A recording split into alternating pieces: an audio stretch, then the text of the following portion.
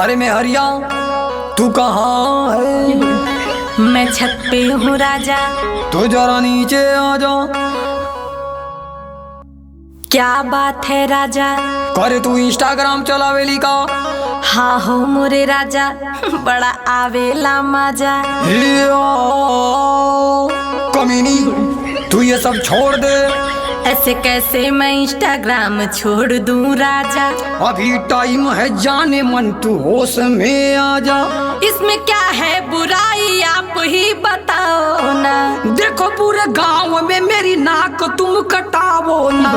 अरे राजा जी, इसमें पैसा बहुत मिलता है। तेरी वीडियो से कितनों का नियत बिगड़ता है। जो जैसा सोचता है सोचे, उसमें मैं क्या करूं? तू इंस्टाग्राम पे वीडियो बनावल बंद करूं। देखा राजा, एमे फिल्टर बहुत कम